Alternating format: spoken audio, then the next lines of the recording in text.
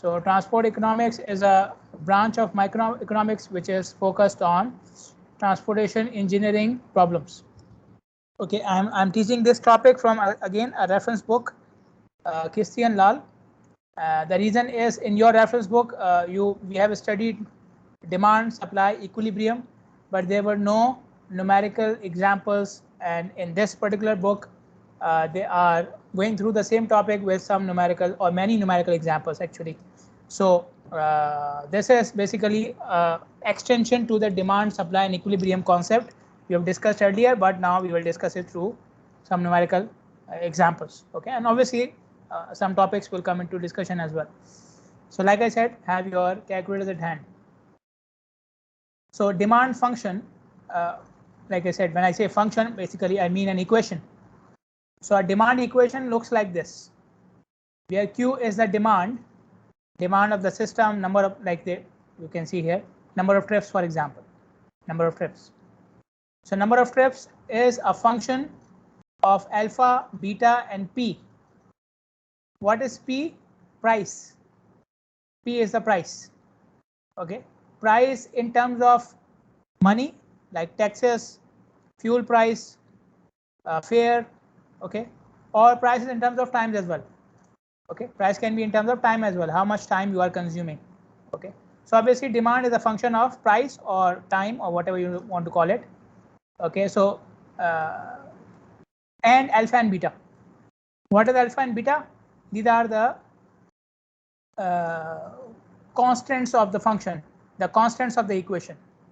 Now you can see here the equation generates this line, a straight line.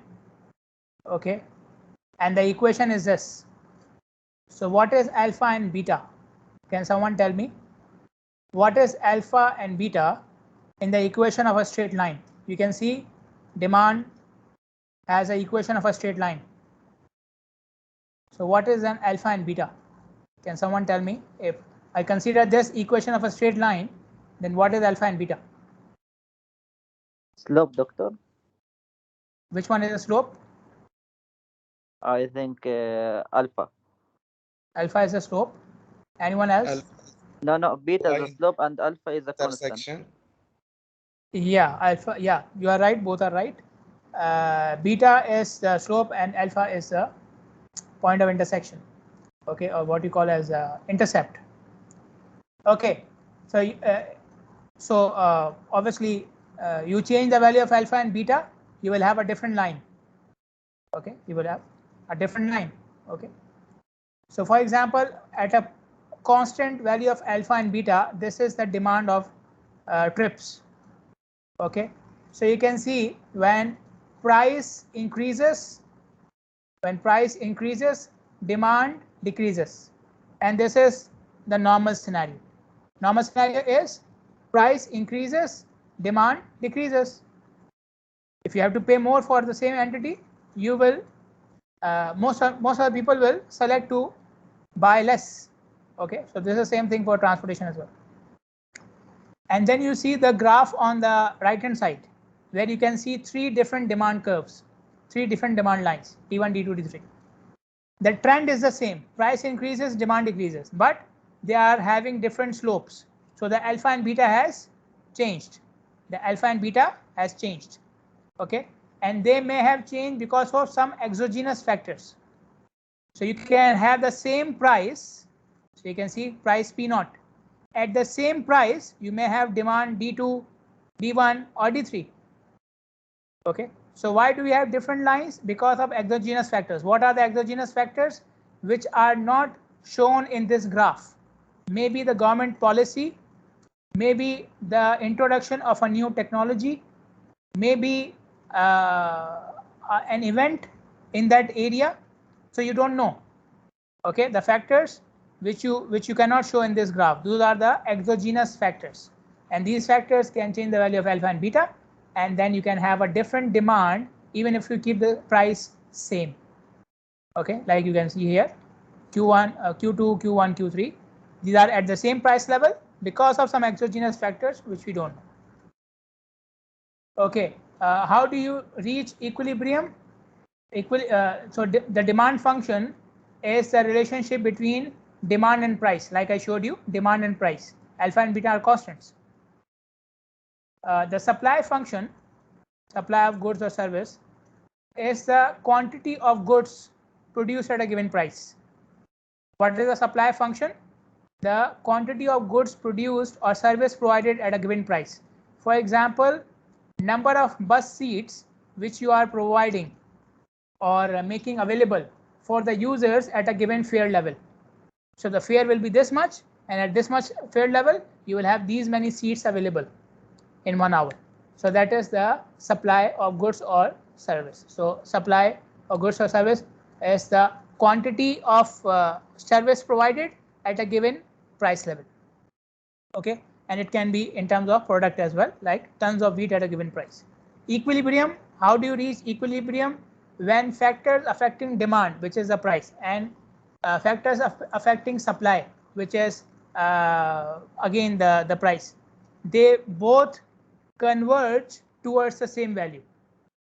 So demand becomes equal to supply. This is what we mean. And demand becomes equal to supply.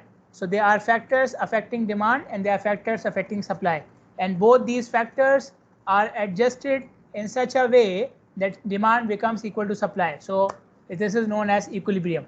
Okay, so they converge to a static constant. Okay, a constant which is fixed. Let us look at an example here. So like I said, have your calculators at hand. Okay, and what I will do is I will start the notebook here.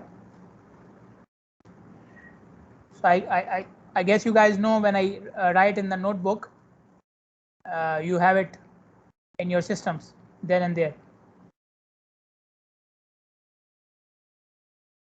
So if you open the notebook in your teams, whatever changes I'm making, they are saved in your notebook, so you don't have to worry about writing, and you can simply just follow me what I'm calculating is on. So while this is happening, let us look at here. The price of one seat is determined through equation 200 plus 0.02 n. Okay, where n is a number of people using the airline. N is a number of people using the airline, P is the price. Okay, and the demand for this route by air, for whatever route you are calculating the price, the demand for this route is calculated using this. N equals to, demand equals to 5000 minus 20p, where p is the price, right? So again, going back to this function, demand function, alpha minus beta p. So alpha is 5000, beta is minus 20. P is the price in dollars, N is the number of seats sold per day, demand. Determine the equilibrium price charge and the number of seats sold per day. So we have to find out P, equilibrium price, okay, where demand is equal to supply. Okay, and how many seats you will sell per day. Okay, so I think this is very simple. So I will make a page here for transport economics. So all numericals of this topic will be on this page.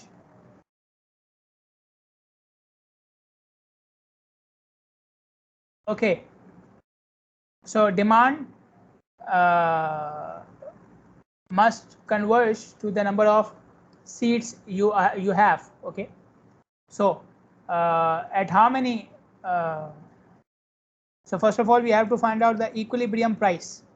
Okay, the price at which you can fulfill the demand, the n value, the price at which you will fulfill the n value. Okay, so first of all, I will replace the value of p from here using this equation. Okay, it's very simple. You're just solving two equations. Okay, it shouldn't be difficult. So n from this equation, n equals to, or since we are finding out price, so I will replace n from here using this equation. So n from this equation will be 5000 minus 20p. So p equals 200.02, then the value of n, which is 5000 minus 20 times p, Now you can calculate the value of P, which is how much?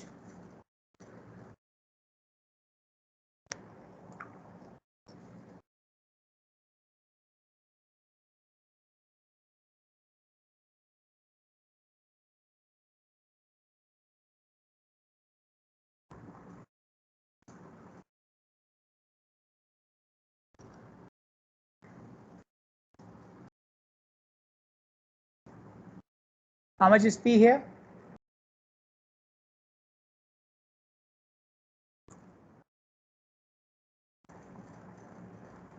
$214.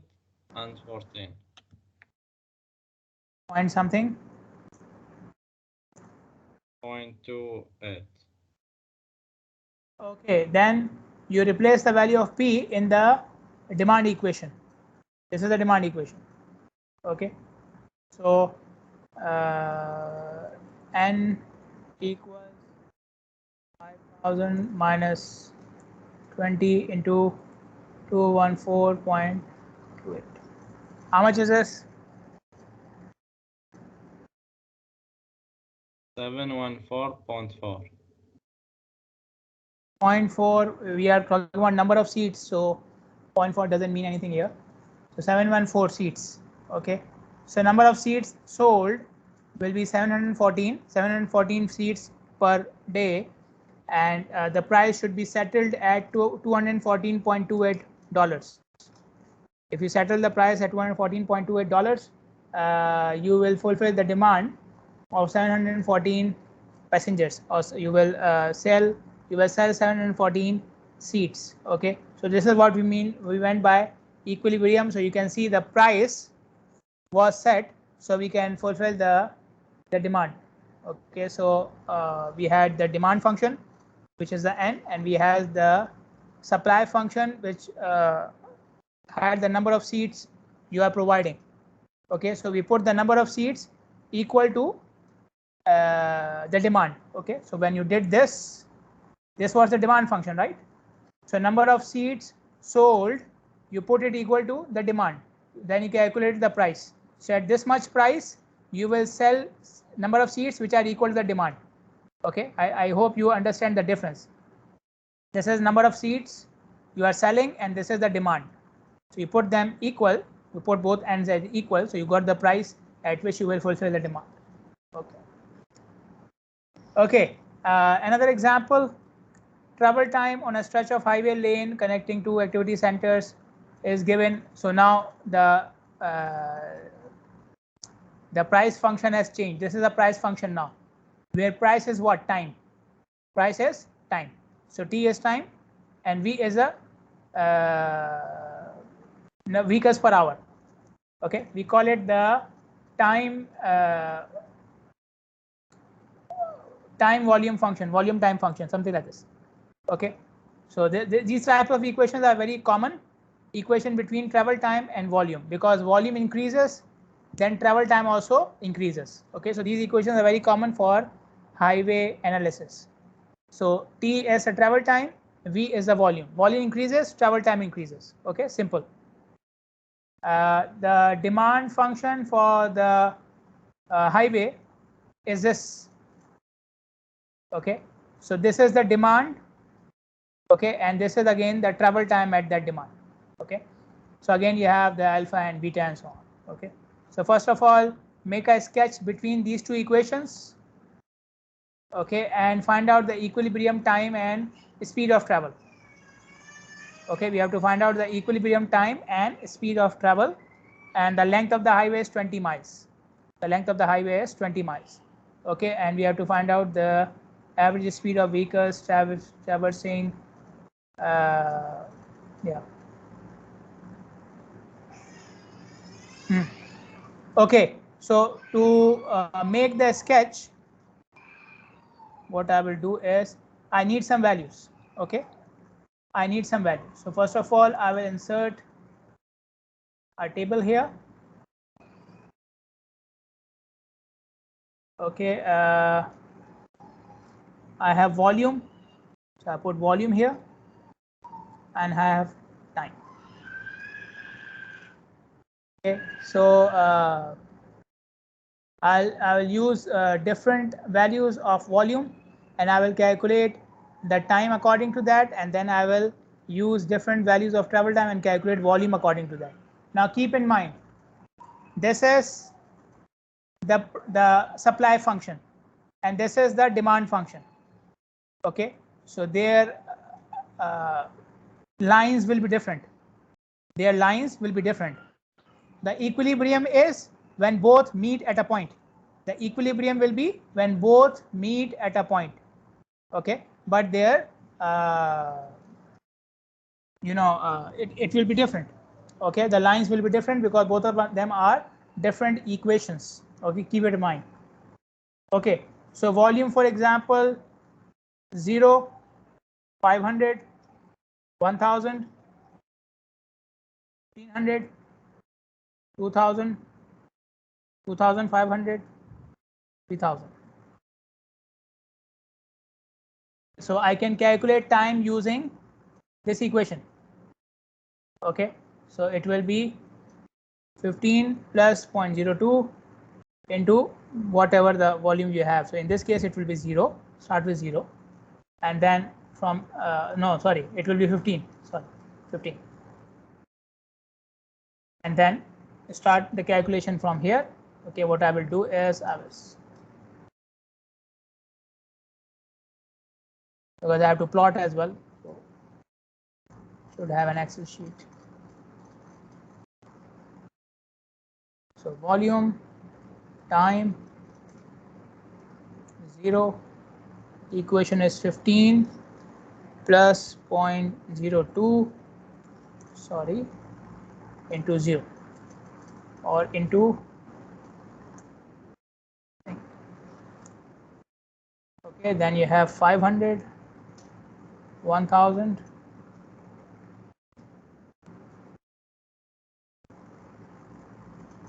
okay, you can make intervals of 200, 100, whatever you like. Okay, I'm just, okay, then we have time and then we have volume. Okay, so now I will use other equation. Where is it?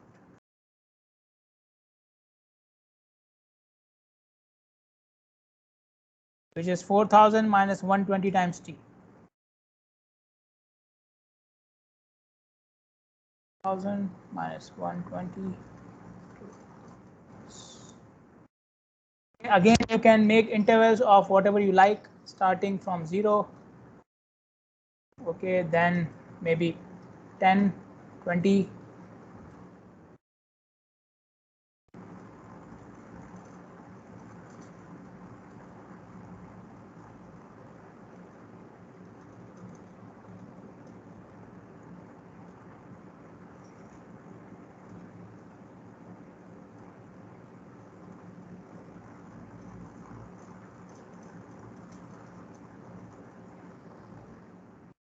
Okay, so I'll stop here then.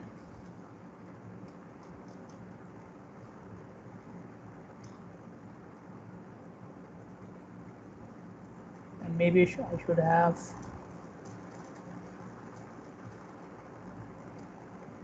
Okay, anyways, then I will plot it. Okay, so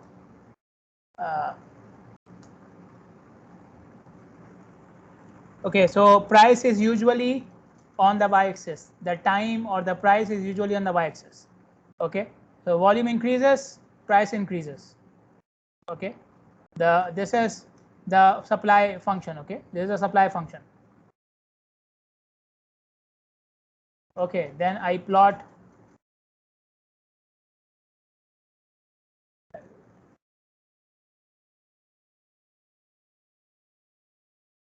I will add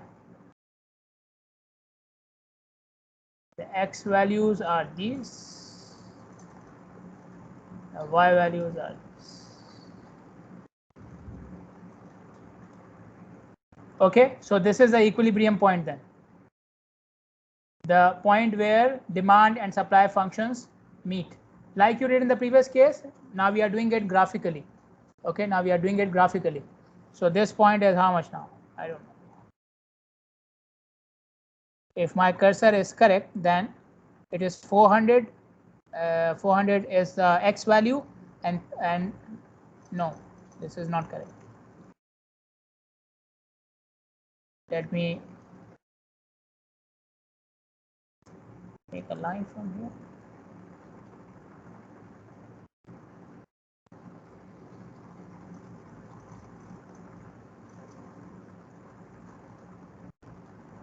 Okay, so this is your equilibrium point. At this point, you will find out the volume.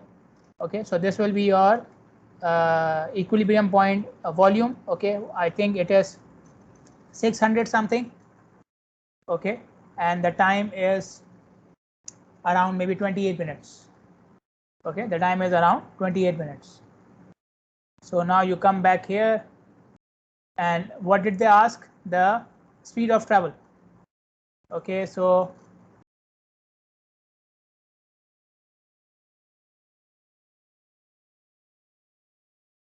the speed of travel will be what? The time was, if the time is equilibrium time, yeah, right? Equilibrium time is 28 minutes. Okay, then speed is 28 divided by, it is 10 miles. Okay, and then it is in minutes, so I need to convert it to hours. 60. Okay, so 28, whatever that number is, how much is it?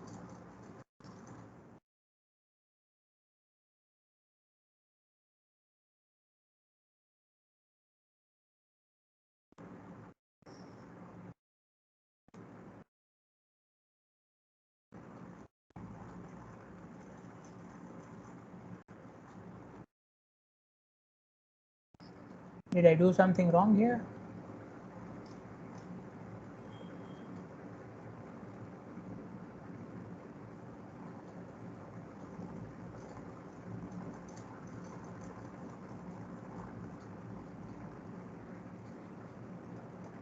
The numbers are correct, but what did I miss?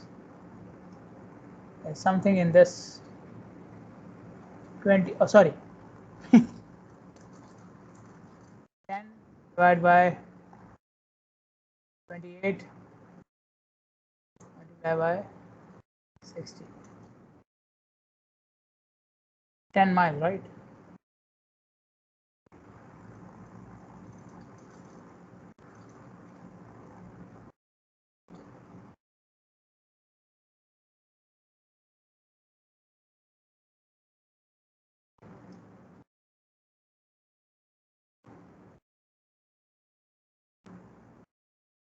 So this is 21.42 miles per hour. Okay.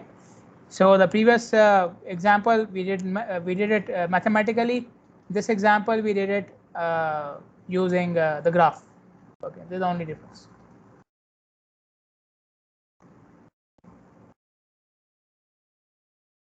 It's 20 miles. Sorry, the distance is 20 miles.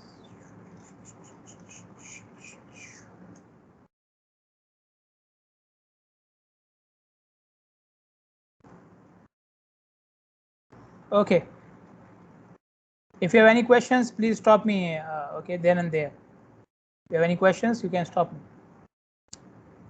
because I feel these calculations are very simple. Okay, sensitivity of travel demand, what we also call as elasticity or sensitivity.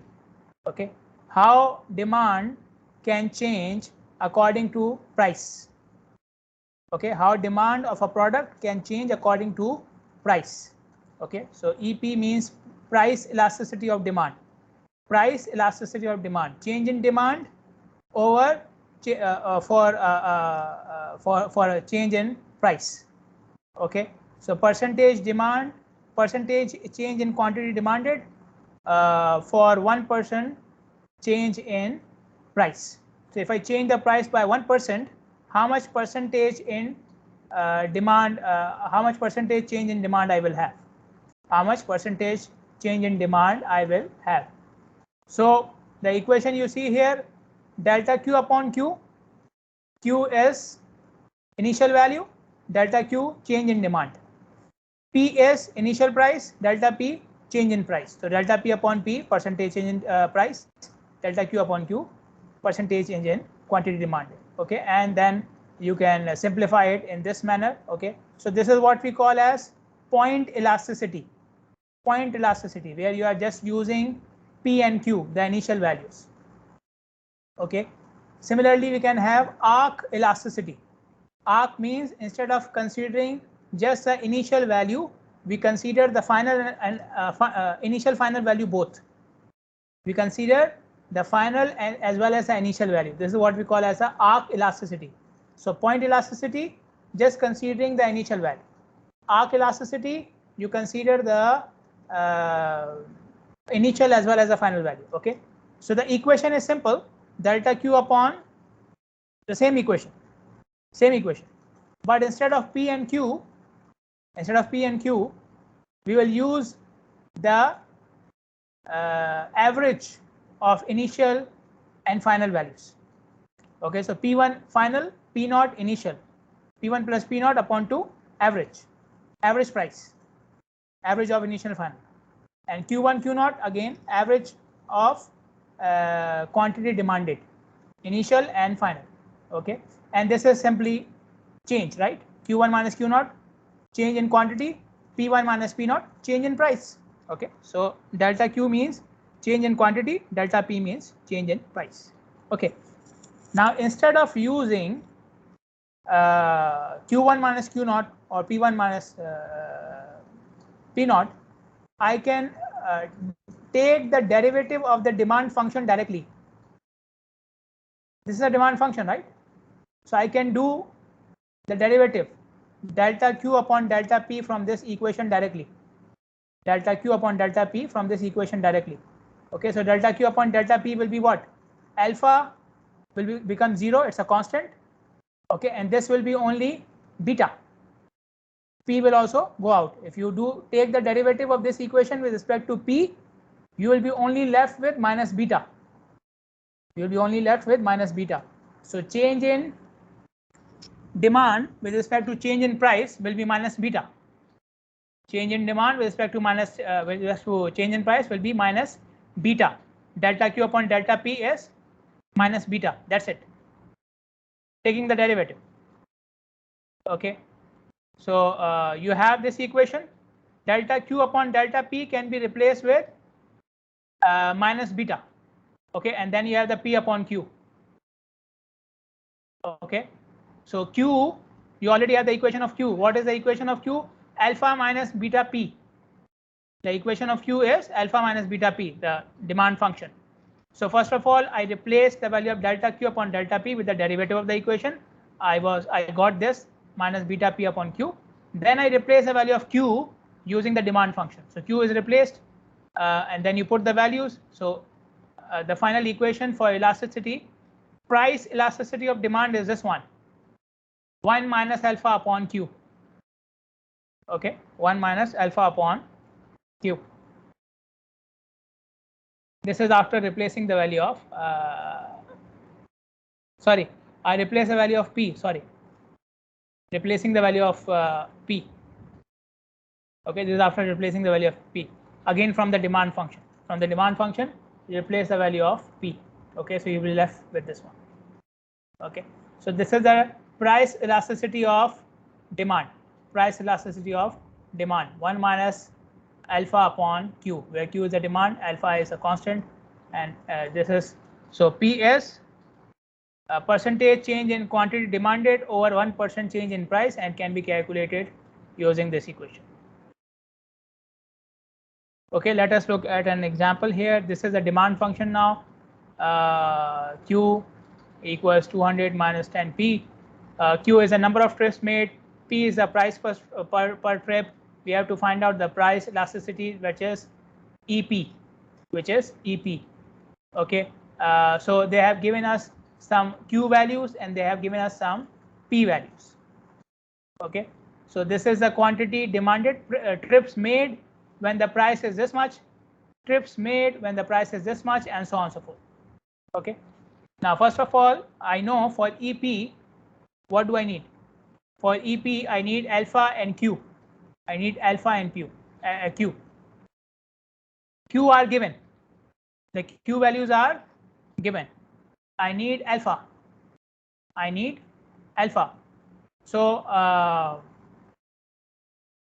from this equation, if you go back to the demand function, which one is the alpha here? Which one is the alpha in this equation? 200. 200 is alpha, yeah. 200 is alpha, right? It was alpha minus beta p. So beta is 10 and alpha is 200. Okay. So I will simply calculate the value of EP at different Q values. Okay. So Q is 0, is 1 minus 200 upon 0, which gives you what? 1, right? Or it's infinity, sorry, infinity. And then EP at Q 50, 1 minus 200 divided by 50, which is how much? 200 upon 50 is 4, so 1 minus 4 is 3. At 200 will be 1 minus 2, so it will be minus 1. They are minus.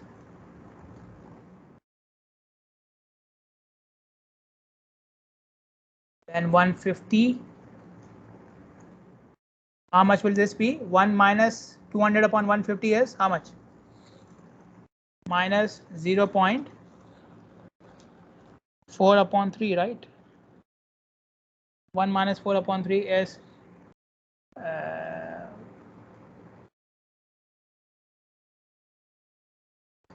how much?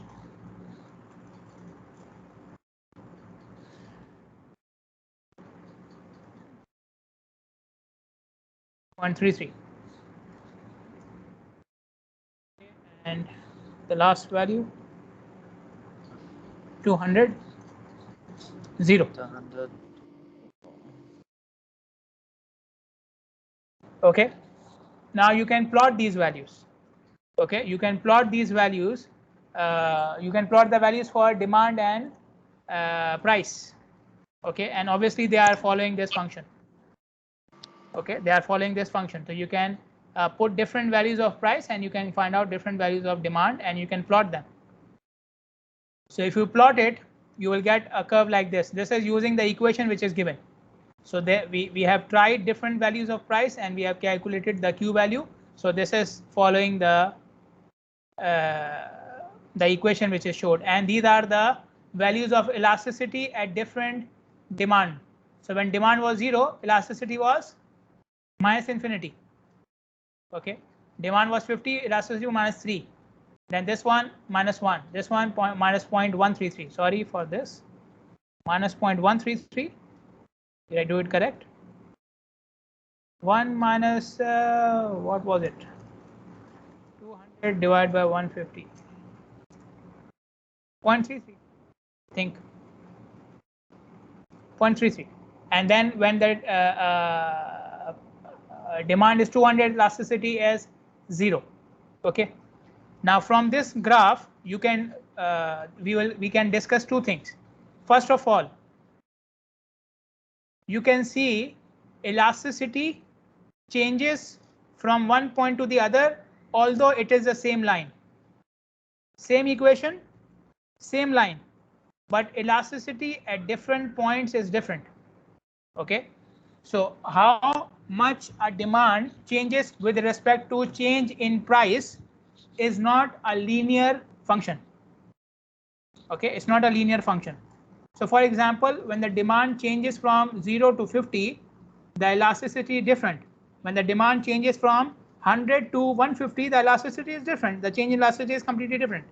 Okay, so elasticity does not change with a linear function with respect to demand. At each value of demand, the change in demand with respect to price can be different. Okay, this is why we called it the sensitivity. The other name given to elasticity is sensitivity. So the demand of traveler with respect to change in price at different levels is different. Okay, so first of all, keep this in mind. Elasticity is not a slope. Elasticity is not a constant value. Elasticity changes at different values of demand. Okay, first. Second point, when elasticity is infinity, we call it perfectly elastic. Perfectly elastic means what? With each change in price, you will have the same change in demand. Percentage change in 1% change in price, 1% change in demand. 1%, 2% change in price, 2% change in demand. This is what we call as perfectly elastic, which is what is happening at this point when the demand was zero. The demand was zero, it was perfectly elastic, minus infinity. Okay. Then you see this is a region which they are calling as elastic region. Elastic region. What is the elastic region? When the value of elasticity is less than -1. Let me call it this way: less than -1. Meaning it is like less than -1, meaning 1, -1.2, -1.3, -3, -4. They are all less than -1, right? So if the elasticity is -1 or less, that means this is the elastic region, the region in which the value of elasticity is less than -1. It is known as the elastic region. What is the elastic region? There is significant change in demand for a percentage change in price. There is a significant change in demand for a percentage change in price. This is known as the elastic region. This is known as the elastic region. Okay, and what is the indication? EP will be less than -1. If EP is more than -1 up to 0, okay, from -1 up to 0, it is known as the inelastic region. So this one, so it is more than -1, right? So this is known as the inelastic region. So the change in demand for a percentage change in price is very low now. In the inelastic region, the change in demand for a percentage change in price is very low. Okay, and when you reach E as 0, this is perfectly inelastic. This is perfectly inelastic, so no change. Perfectly inelastic means no change. Okay, and when EP is exactly -1, we call it unit elastic. We call it unit elastic. So each unit change in demand will have each unit change in price, or vice versa. Sorry. Okay, so we have elastic region where we have significant change in demand because of price. Inelastic region, insignificant change in because of price, and unit elastic where they are equal. They are equal. Okay, as an example, admission rate to an amusement park, $5 per visit. Average number of visits per person was 20 per year. Okay, rate has been changed from $5 to $6. The demand has fallen from 20 to 16 per year. What is the elasticity of demand over this range of prices? Okay, so now we will use the actual equation of elasticity, which is this one. This one. Okay, so Q1 minus Q naught upon P1 minus P naught, and the average of the initial and final price and demand. Okay, so let me go here. Okay, P naught was 5, P1 6, Q naught initial demand 20, Q1 final demand 16. Okay, let me write the change here as well. So how should I call it? Let me call it delta P. Okay, del P is $1, and we are taking Q1 minus Q0, right? Q1 and P1, okay. Final minus initial. So final minus initial is minus 4. So del Q is minus 4.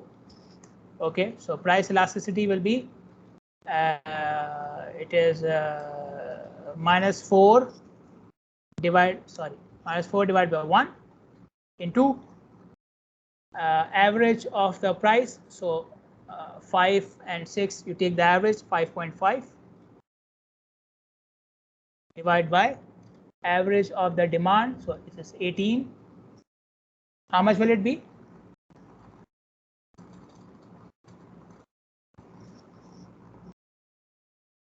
How much is this?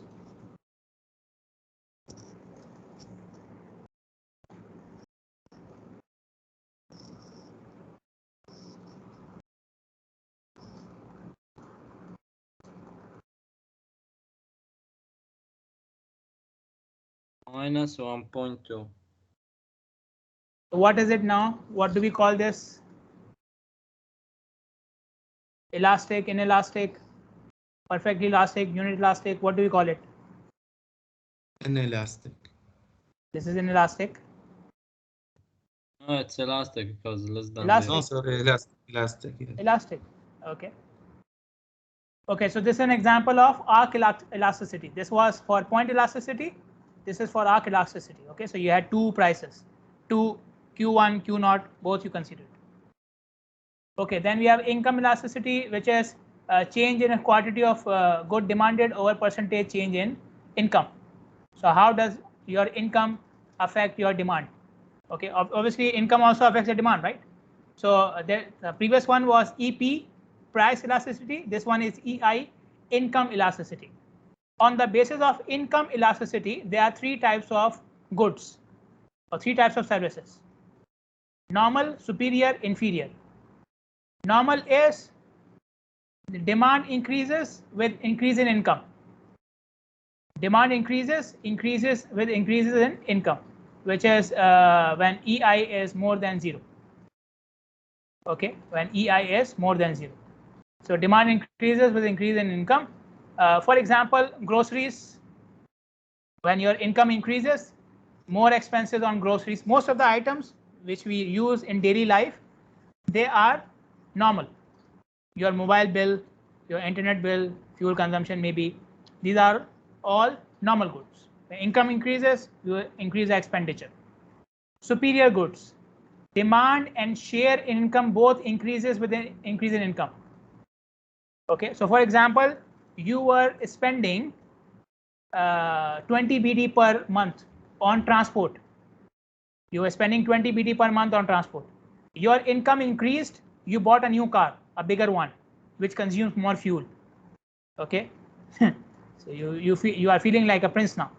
Okay, so now the demand, because it's consuming more fuel and it is also taking more share from your income. So the percentage of travel expenses in your income has also increased. Okay, maybe you are going to more places now and so on and so forth. So the demand increases as well as the proportion of that good in your income has also increased. Earlier you were spending 10% of your income on transport. You are spending 20% of your income on transport. Maybe earlier you were going on bus. Now you have bought a car. So now you are spending 20% of your income on the transport. Okay, amazing, right? So in this case, EI will be more than 1. EI will be more than 1. Inferior goods, demand decreases with income. Income increases, demand decreases. These are known as inferior goods. So if superior goods was an automobile, so where are you shifting from? You are shifting from bus, right? When your income was less, you are using bus. Income increased, you shifted to the automobile. So automobile became a superior good. But on the other hand, bus became an inferior good. Okay, so inferior goods are basically those goods which are used mainly by people in the low income group, like the bus transport, taxi service, or maybe clothes from a specific company, okay, or for a specific brand or something. Okay, so these are inferior goods which people from high income then do not take. So when income increases, the demand for that good decreases. Okay, for price elasticities, going back to the topic of price elasticities, the general rule is more demand at less price. I showed you inversely proportional. They are always or most of the times inversely proportional. Response to change in price is proportional to percentage of income consumed on that group. How much is your price elasticity? Depends upon the proportion of that good in your income. Okay, so for example, you are only spending, or let's say you are spending 40% of your income on a particular thing. Let's say education.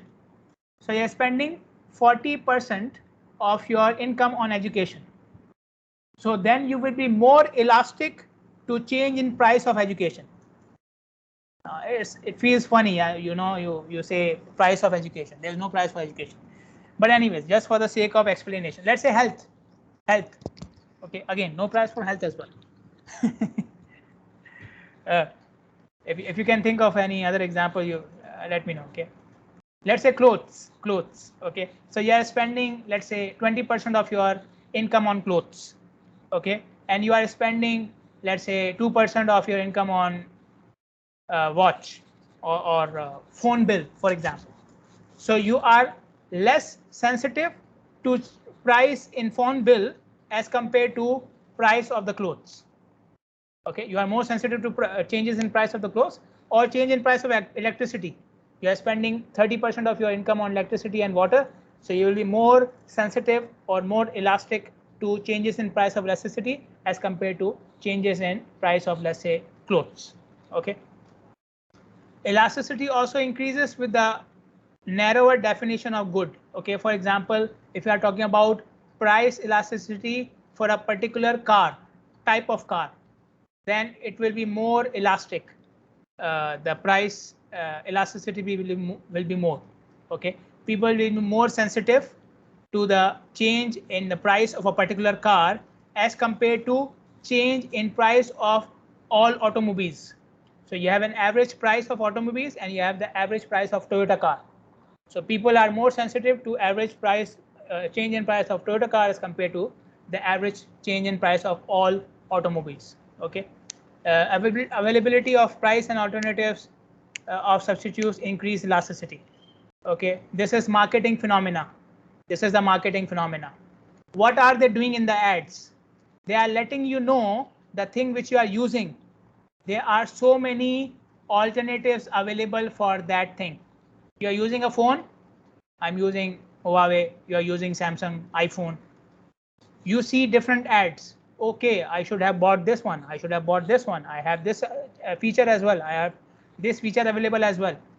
So when the next time you are going to buy the phone, you will be more sensitive to its price because now you know the alternatives. Okay, and you have the money in your pocket. Okay, so the availability of price and alternatives increase your elasticity. Okay, and this is the job of marketing. Okay, necessities are inelastic, luxuries are elastic. So I was giving the example of electricity and water. For the sake of example, for the sake of comparison, they are good, but necessities are inelastic. Okay, so if the government decides that they will increase the tax on fuel and you don't have any alternative mode of transport, then whatever they are giving you will buy it. You will buy the fuel at that price. Luxuries are elastic. So I have the choice. I can buy a big car, a small car. Okay, I can have this AC or that AC. I can have this phone or that phone. These are all luxuries. Okay, so you are less, you are more sensitive to its price. Okay, so increase in price of clothes by 1 BD can have a drastic change in the demand, but increase in price of fuel or electricity may not have the same change because these are necessities. Then elasticity and revenue, how they are interlinked. So we said elasticity, change in demand over change in price. When elasticity is more than 1, price and revenue are negatively related. Demand is elastic. Okay, and again it's -1. Okay, this is with a plus with a minus sign. Okay, with a minus sign. So when it is, you can say less than -1, when elasticity less than -1, price and revenue are negatively related. You increase the price, your revenue will decrease. Revenue is what? What is revenue? Total income. Total income. So total, how do you calculate total income? Price into number of units sold. Total income or revenue is price into number of units which you have sold. Okay, so that is revenue. So when you increase the price and the elasticity is less than -1, or you are in the elastic region, then they are negatively related. Okay, price increase will reduce the revenue. Reduce the revenue because the people will shift. Okay, you are increasing the price because you want to earn more, but the people have shifted towards another good, another product, and vice versa. Elasticity more than, you can say more than -1 means they are positively related. Demand is inelastic. So if you keep on increasing the price, people will not shift and you will have more revenue. Okay, and when they are equal, when elasticity equal to 1, then price goes up or down, doesn't have any effect on the revenue, because you increase the price by 2 units, you are decreasing the demand by 2 units, so no change. Increase the price by 2 units, decrease the demand by 2 units, no change. Okay, then we have an example, the linear demand curve for a bus company. Price equals to 10 minus 0.05 Q. P is the price, Q is the demand, number of tickets sold per hour. Determine the total revenue along the curve. How much will be the total revenue along the curve? Okay, so so first of all, what they have done, it is plotting the, we are plotting the curve. So I'm directly going to show you the curve. Okay, so this is the curve between what? This is the curve between price and tickets. Okay, so it is coming from here.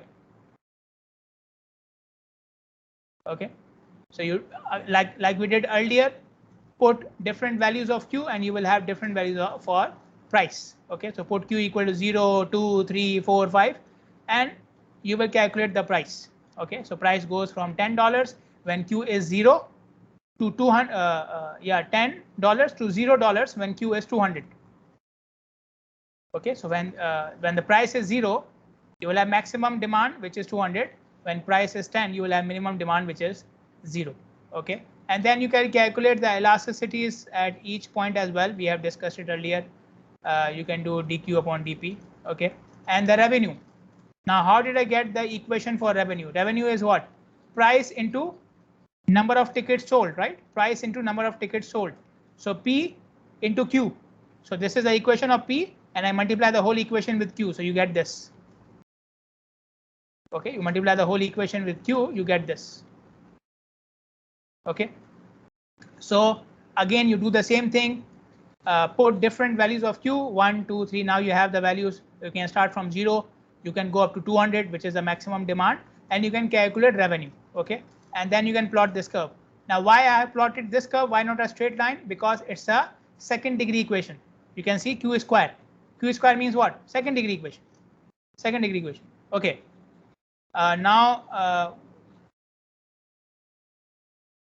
Yeah. Total revenue along the curve. We already did that. Okay. We already found the total revenue.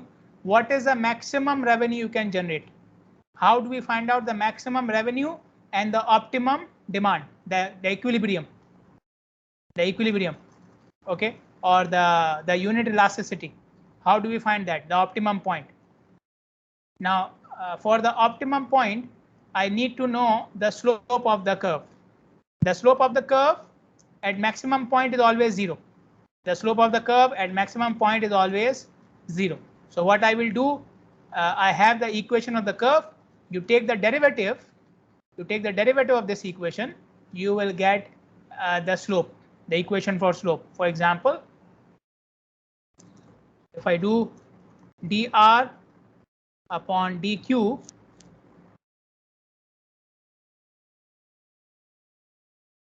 so the equation is 10q minus 0.05 So you'll be left with 10 minus 2 into 0.05 into q, the derivative, right? The derivative. This is the derivative. And this is the equation for slope of the curve. And we said at the maximum point, slope is equal to 0. So you put this equation equal to 0. You put this equation equal to 0. So from this equation, q is it shown here? It's not shown. So from this equation, you have 10 coming on this side, then 10 divided by 2 divided by 0.05, 5 divided by 0.05. How much will it be? 100.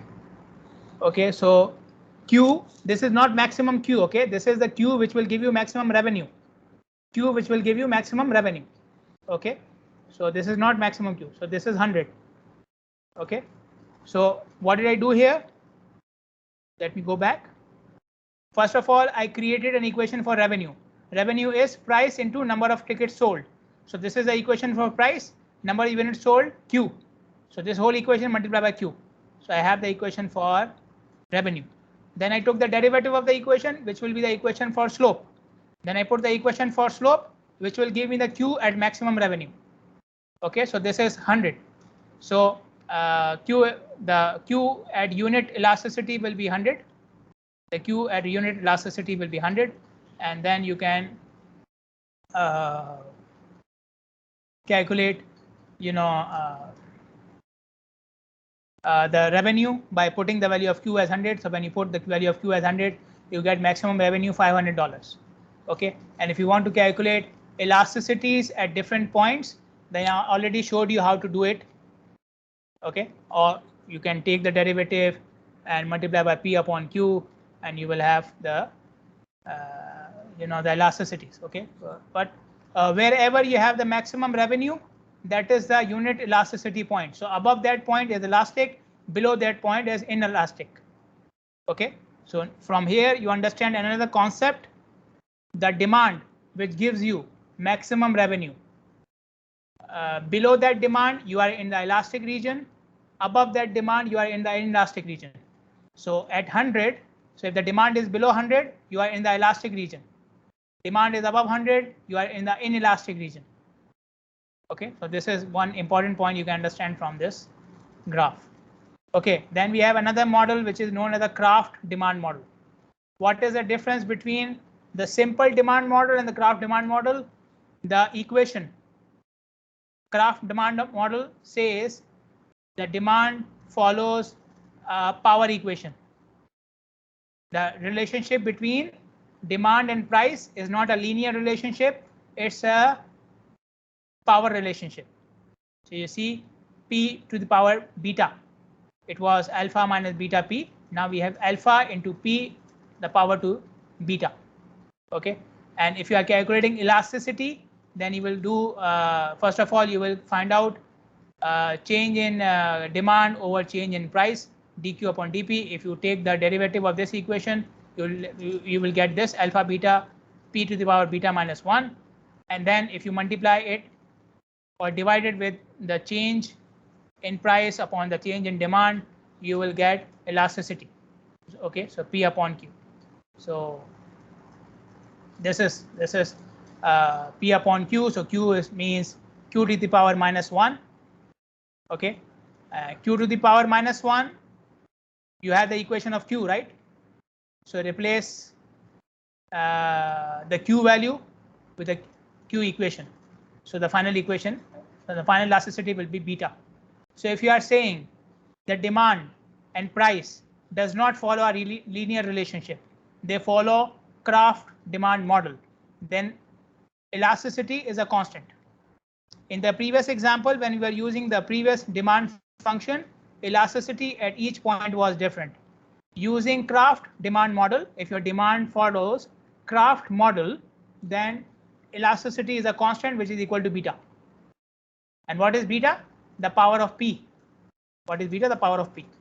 Okay, in the Kraft model, what is beta? It's the power of p. Okay, so I will. We have already completed our time, so inshallah I will start from this slide again. If you have any questions, let me know. Any questions, any queries? Any problems? No, Okay, thank you, Doctor.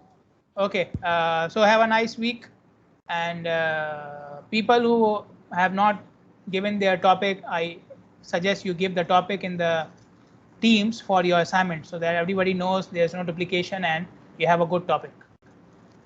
So have a nice weekend. Thanks for participating. Thanks for listening. See you next week, inshallah. Assalamu alaikum.